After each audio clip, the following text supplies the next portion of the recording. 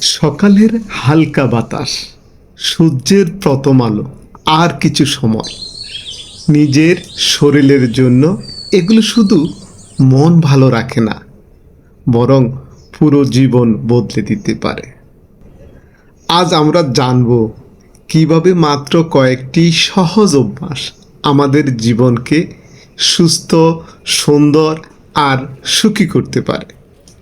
চলুন শুরু করি। সকালের হাঁটার গুরুত্ব ও বৈজ্ঞানিক তথ্য।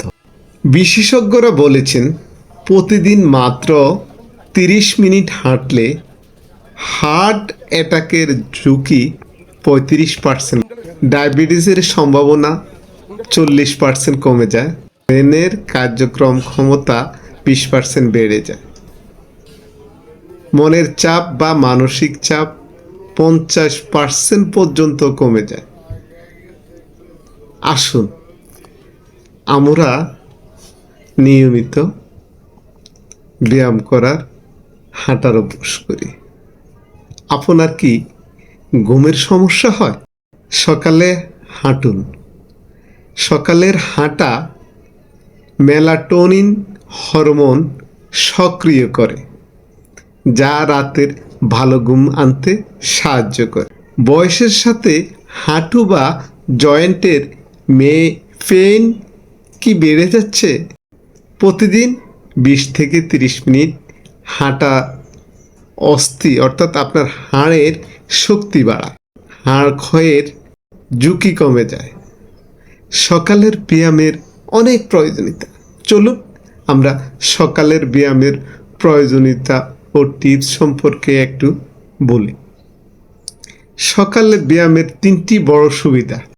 1 নাম্বার সুবিধা, মেটাবলিজম বাড়ায়।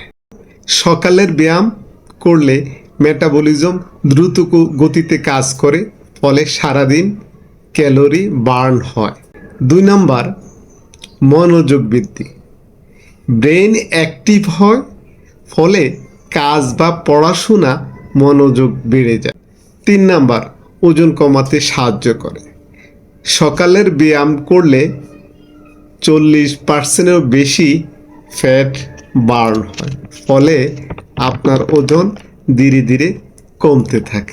সহজ ও কার্যকরী 5টি ব্যায়াম, মানে আপনি সকালে উঠে সহজ একদম কার্যকরী 5টি ব্যায়াম করতে পারেন। 1 নাম্বার হলো হাঁটার সঙ্গে আর্ম সুইং।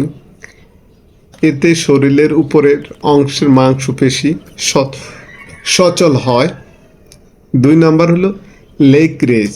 এতে ফ্যাটের চর্বি কমায়, পায়ের শক্তিটা বাড়ায়। 3 নাম্বার হলো স্কোয়াট, কোমর ও পায়ের পেশি শক্তিশালী করে।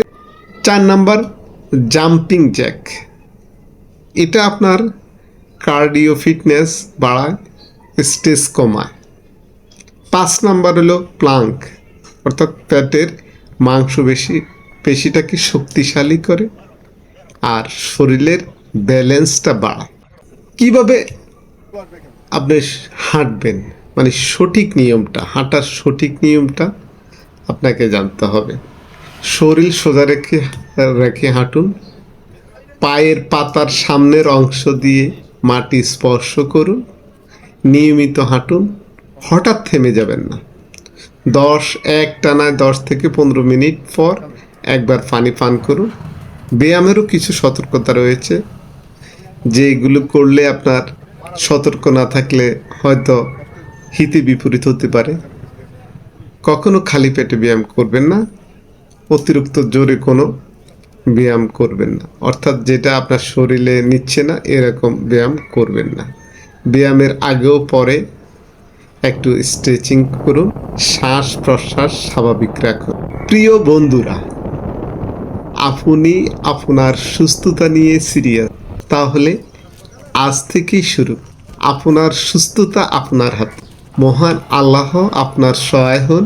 ভিডিওটি ভালো লাগলে একটা লাইক দিন, একটা কমেন্টস করুন, আপনার মতামত জানান, আর শেয়ার করুন আপনার বন্ধুদের মাঝে, যেন আপনার বন্ধুরাও উপকৃত হতে পারে। ধন্যবাদ।